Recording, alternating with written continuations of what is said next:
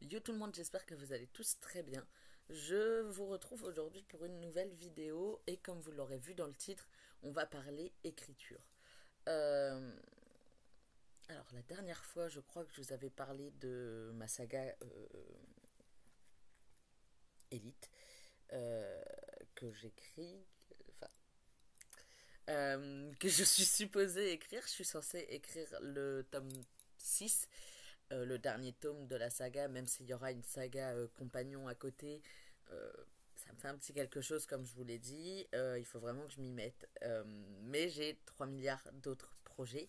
Et aujourd'hui, je vous retrouve pour vous parler de ma duologie Rien qu'un été. Donc en gros, enfin, un été.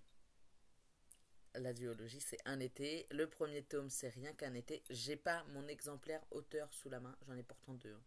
J'en ai deux. J'arrive pas à en retrouver un seul. Ça m'agace. Au plus haut point. Mais c'est pas grave. J'ai la couverture ici quand même. Je sais pas si vous allez bien voir du coup. Parce que, allez, forcément, avec la luminosité de mon téléphone. Pas terrible. Ah, si, peut-être comme ça. Alors, attendez. Je vais essayer. Voilà. Plus ou moins. Je ne pourrais pas faire mieux. Donc mon nom, l'image et le titre, mon nom d'auteur en tout cas, puisque j'ai changé de nom de famille l'année dernière, sauf que vu que j'avais déjà autopublié euh, 3, 3 ou 4 des tomes de Elite, j'avais un peu la flemme de refaire les couvertures, de patati, de patata, de tout rechanger, donc je garde mon nom de base, mon nom de naissance, mon nom de famille de naissance pour mes romans, mais pour la vie en général, je prends le nom de famille. Enfin, j'ai pris le nom de famille de ma maman. Je vous en parlerai peut-être. Je suis pas sûre d'avoir déjà fait une vidéo sur le sujet.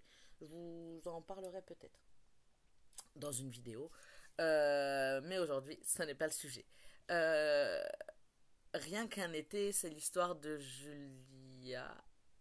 Alors attendez, je réfléchis. Oui, de Julia qui a 17 ans et qui est obligée d'aller passer l'été chez son père parce que ses parents, enfin sa mère et son beau-père partent en vacances sans elle pour les 2 mois d'été et du coup elle est obligée de partir donc 2 mois chez son père, ce qui est assez terrible puisque elle ne parle plus à son père et elle ne l'a pas vu depuis 15 ans je crois, quelque chose comme ça, donc depuis quand même un certain nombre d'années.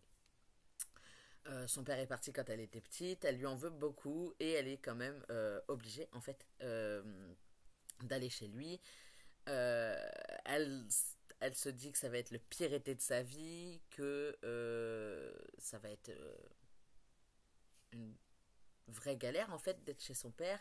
Elle a un peu peur, elle en veut un peu à sa mère aussi de l'envoyer parce que bah, sa mère sait qu'elle n'est pas particulièrement proche de son père, mais elle lui demande de quand même aller en fait là-bas. Et quand elle arrive dans le Calvados, donc elle habite Marseille avec sa mère et son beau-père, quand elle arrive dans le Calvados, donc chez son père, elle se rend compte en fait qu'il a refait sa vie. Il est marié, je crois. Enfin, en tout cas, il sort avec quelqu'un depuis un certain nombre d'années. Ils ont des enfants ensemble, des jumeaux qui ont 4 ou 5 ans de moins que Julia.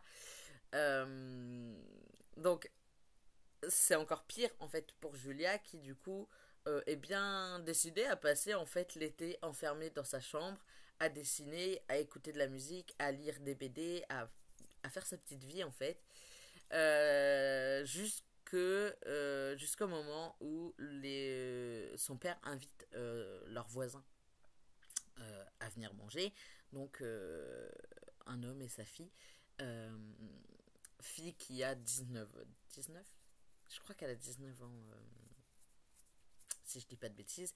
Donc Salomé, qui a 19 ans et qui propose à Julia de passer l'été avec elle, enfin de sortir avec elle et ses potes pendant l'été. Ce que Julia accepte, puisque à chaque fois qu'elle est avec Salomé, ça veut dire plus elle passe de temps avec Salomé à Caen en ville, moins elle passe de temps en fait au contact de sa famille, Son père travaille, mais sa belle-mère est prof dans un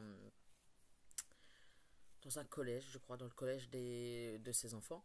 Et, euh, et du coup, bah, elle a les vacances scolaires, donc elle est là constamment. Et elle la connaît pas, en fait, Julia. Donc elle n'a pas particulièrement envie d'apprendre à connaître Agathe, donc ça, qui est pourtant sa belle-mère. Et du coup, voilà. Elle rencontre Salomé et s'ensuit un été de folie. Vous vous en doutez, ça va, c'est pas aussi simple que ça. Il va se passer des choses, il va y avoir des rebondissements, etc.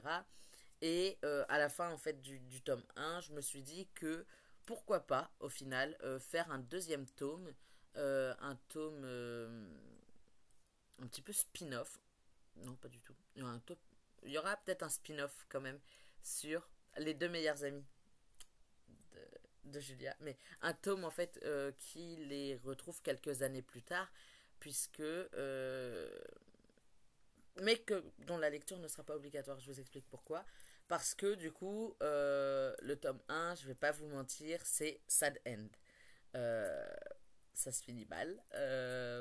Et du coup, je me suis dit que pour ceux qui adorent les sad ends, ils peuvent le lire, s'arrêter là et on n'en parle plus. Pour ceux en revanche qui préfèrent les happy end, je vais faire euh, un deuxième tome où bah, les filles se retrouvent plusieurs années plus tard et euh, et, euh, et c'est encore un été au final. À la base, ça devait être rien qu'un été, un peu mal tourné. Et là, cette fois, c'est encore un été, c'est 3 ans plus tard, je crois. Et voilà, il va se passer plein de petites choses, et on va retrouver les personnages, on va retrouver donc Julia et Salomé, on va retrouver la bande de Julia, on va retrouver la bande de Salomé, principalement la bande de Salomé, puisque une majorité en fait du tome va se passer à Caen. Euh, Après, une petite partie va se passer à Marseille. Et, euh, et à ce moment-là, on va avoir un peu plus de la présence des meilleurs amis de Julia, qui sont Idriss et Clémence, je crois. Clémence, je suis à peu près sûre. Idriss aussi, mais je suis pas certain à 100%.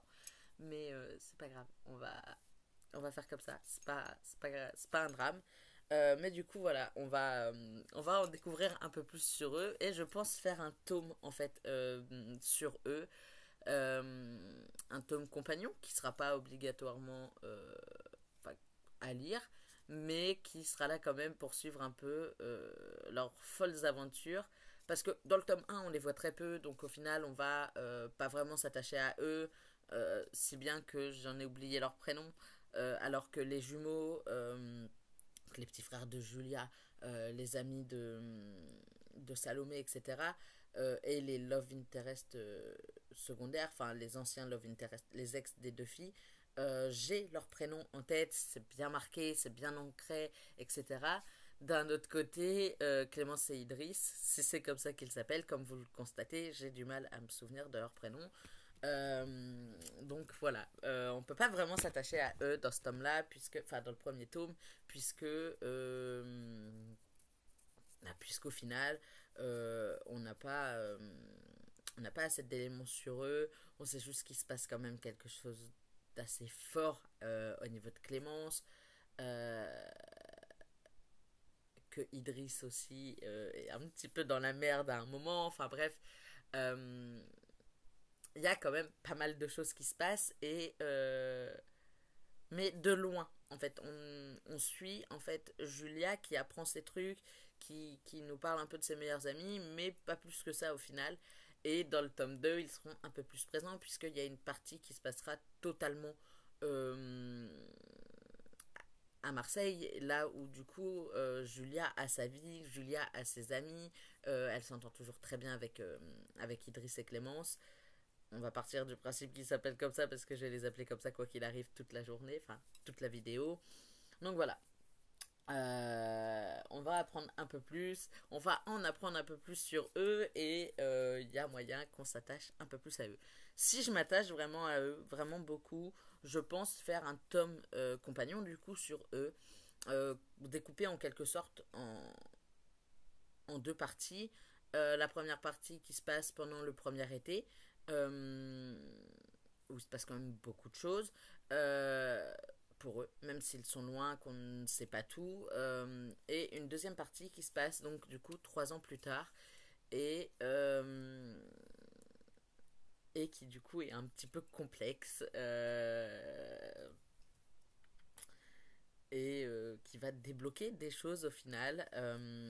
On verra comment je vais agencer ça. Peut-être que je le ferai, peut-être pas. Il y a de fortes chances que je le fasse parce que je pense que